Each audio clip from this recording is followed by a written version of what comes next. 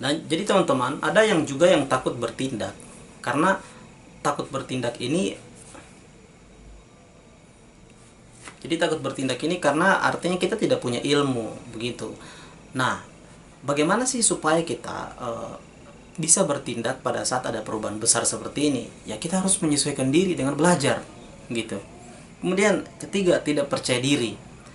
Nah, yang saya pelajari tidak percaya diri di sini bahwa merasa bahwa dia tidak mampu untuk menyesuaikan diri dengan perubahan yang besar ini. Merasa bahwa hanya orang lain saja yang bisa menyesuaikan. Percaya teman-teman, cepat atau lambat pasti teman-teman juga akan menyesuaikan diri pada saat sudah rame orang menyesuaikan diri dengan kehidupan ini, perubahan ini. Jadi jangan menunggu untuk berubah teman-teman, karena pada saat kita menunggu untuk berubah, maka pada saat orang sudah melakukan perubahan besar, kita baru mengetahui perubahan itu dan orang sudah melakukan hal yang besar. Artinya bisnis kita sudah mundur 3 langkah, mereka sudah maju 3 langkah. Kita tidak mau seperti itu. Kita mau hidup itu kita lakukan dengan hal-hal yang paling terbaik, dengan cara maksimal.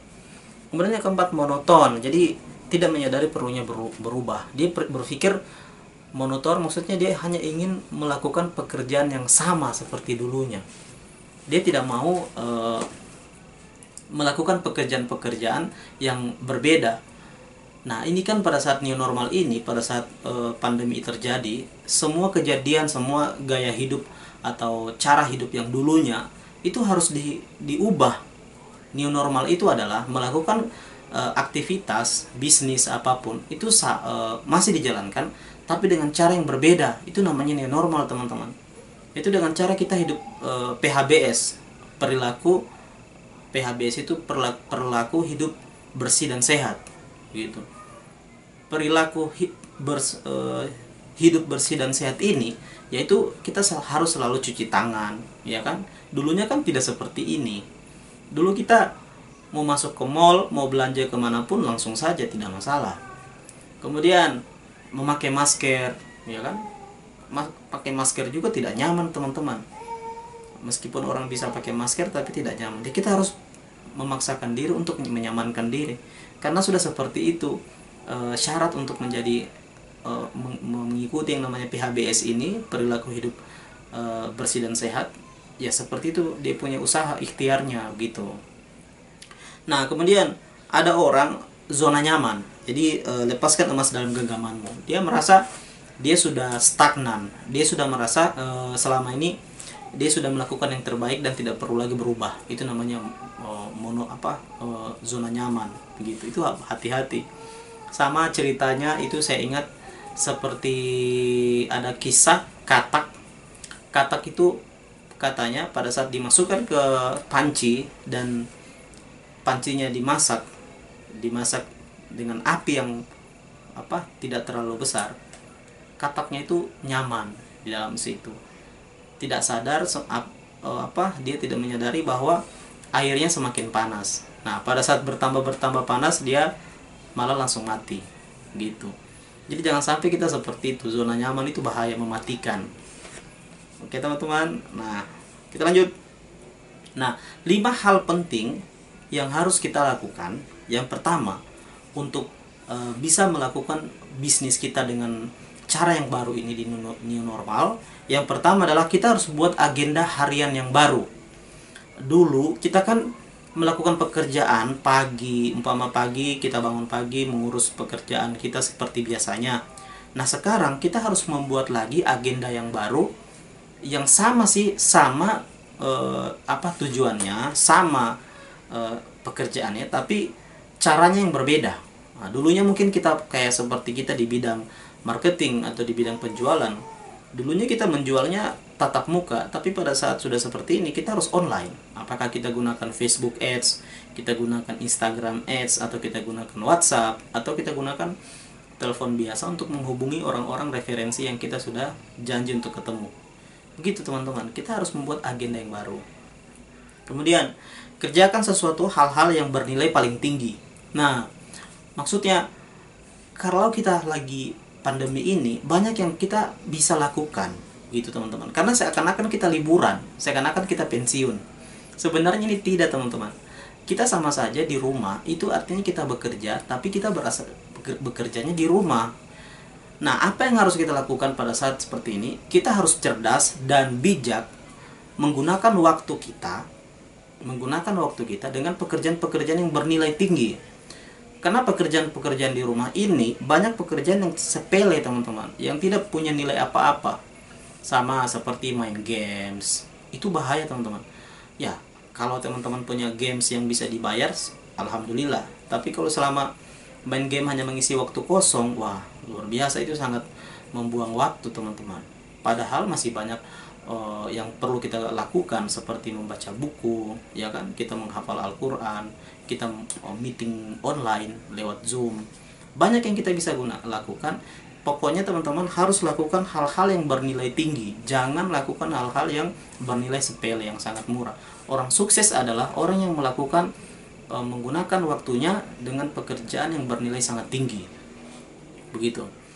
Karena waktu, teman-teman, ini seperti es batu, teman-teman.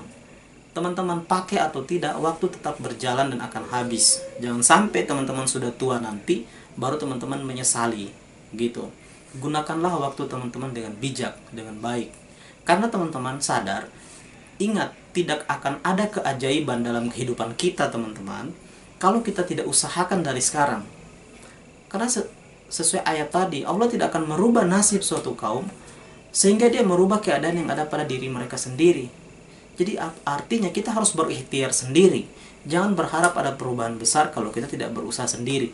Berusaha, yang saya garis bawahi di sini, kita harus berusaha secara sadar, secara sengaja untuk melakukan pekerjaan-pekerjaan yang bernilai tinggi, gitu. Sekarang teman-teman catat pekerjaan-pekerjaan apa yang teman-teman lakukan selama 3 tahun terakhir atau 5 tahun terakhir ini yang membuat teman-teman berubah, yang membuat perubahan besar pada kehidupan teman-teman. Yang paling penting dalam segi income atau penghasilan teman-teman, gitu. Coba lihat apa. Nah, kalau ada yang mana yang lebih bermanfaat, itu yang teman-teman fokuskan. Yang ketiga, belajar strategi penjualan digital. Ini sangat penting, teman-teman. Kita kan sekarang di YouTube ini sudah banyak cara-cara untuk belajar strategi digital marketing. Gunakan, teman-teman, lebih baik seperti itu. Kita belajar lewat online, lewat YouTube, isi paket data. Kalau ada wifi lebih keren. Belajar lewat situ, teman-teman. Teman-teman juga bisa hubungi orang-orang yang sudah pintar dalam penjualan digital. Teman-teman, siapa tahu teman-teman punya leader, atau teman-teman punya mentor atau coach, teman-teman hubungi untuk belajar. Jangan kita menjauhi orang sukses, bahaya. Seharusnya kita yang masih dalam tahap belajar, kita dekati orang-orang hebat, orang-orang cerdas itu, kita tanyakan rahasianya, rahasia suksesnya. Pasti mereka mau berbagi, teman-teman. Yakinlah, teman-teman, pada saat teman-teman positif, pasti hasilnya juga positif. Jadi coba belajar bagaimana cara penjualan online. Kemudian yang keempat, aktif di media sosial. Nah, ini saya sarankan teman-teman yang punya bisnis, yang punya pekerjaan apapun, aktifkan media sosialnya. Teman-teman aktifkan Facebook, Instagram, teman-teman aktifkan. Yang paling penting, teman-teman buat channel YouTube sendiri.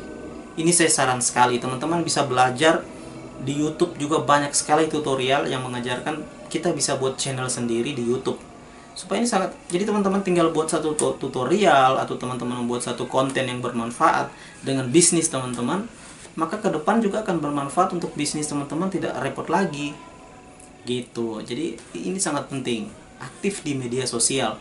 Karena ada beberapa penelitian itu 3 tahun dari sekarang semua bisnis nanti akan menuju ke sistemnya, nanti semua serba digital, teman-teman. Semua nanti serba digital.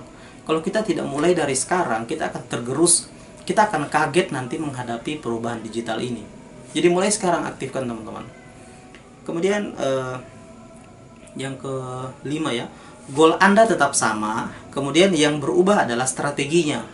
Jadi pada saat ada perubahan besar begini, jangan teman-teman merubah yang namanya goal teman-teman. Kalau teman-teman punya goal tahun ini, punya income contoh 20 juta per bulan atau 30 juta per bulan, itu jangan diganti. Itu harus tetap teman-teman aktifkan. Yang teman-teman rubah adalah strateginya. Yang teman-teman ubah adalah strateginya, bukan goalnya gitu. Oke. Kalau kita merubah goal bahaya. Kita merubah tujuan karena goal itu adalah tujuan kita. Coba teman-teman bayangkan bagaimana kalau teman-teman umpama mau menuju ke satu tempat. Terus ada orang lewat, umpama ada Grab atau mobil yang tanya Bapak, "Ah, bro, mau kemana?" Terus teman-teman bilang, "Ah, saya tidak tahu mau kemana." Itu kan orang yang bingung, ini orang mau kemana. Nah, pada saat kita tidak tahu mau kemana, maka hidup ini akan hampa. Kita harus punya tujuan tertentu, kita harus punya goal. Nah, goal itu teman-teman, kan goal itu ada tahunan, ada bulanan, ada harian.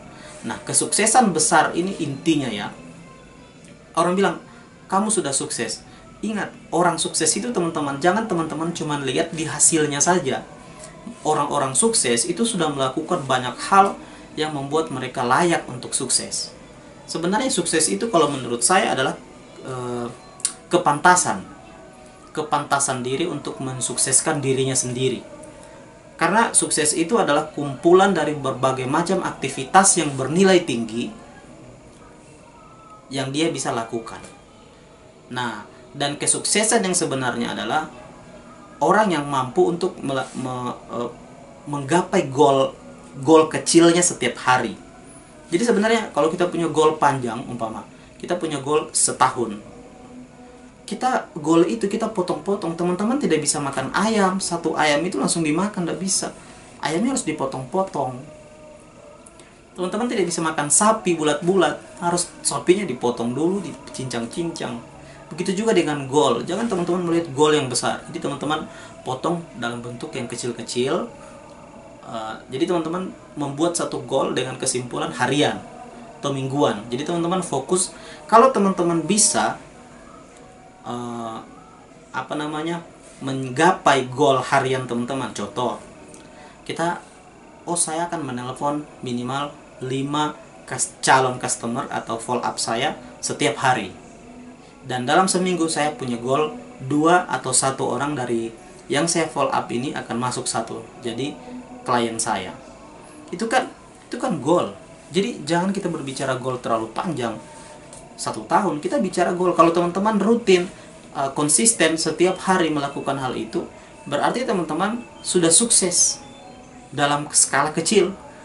Karena kalau sudah bertumpuk kegiatan itu akan menjadi habit, akan menjadi kebiasaan, maka teman-teman tidak akan mustahil teman-teman tidak akan sukses, pasti sukses. Jadi kesuksesan itu teman-teman tidak ada yang keajaiban atau langsung simsalabim langsung jadi sukses. Tidak ada. Semua butuh yang namanya perjuangan dari nol gitu.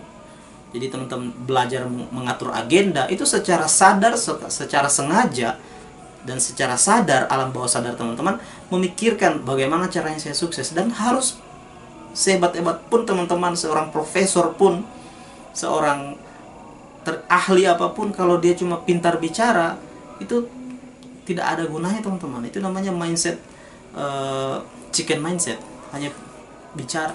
Yang paling penting adalah action teman-teman. Saya sudah berada di satu bisnis yang mengajarkan saya apapun yang kita bicarakan itu dan ilmu yang kita miliki, kalau kita tidak action, tidak ada gunanya teman-teman. Kalau teman-teman action, itu akan mengaktifkan semua indera teman-teman. Indera penglihatan, perasa, pikiran teman-teman aktif. Begitu.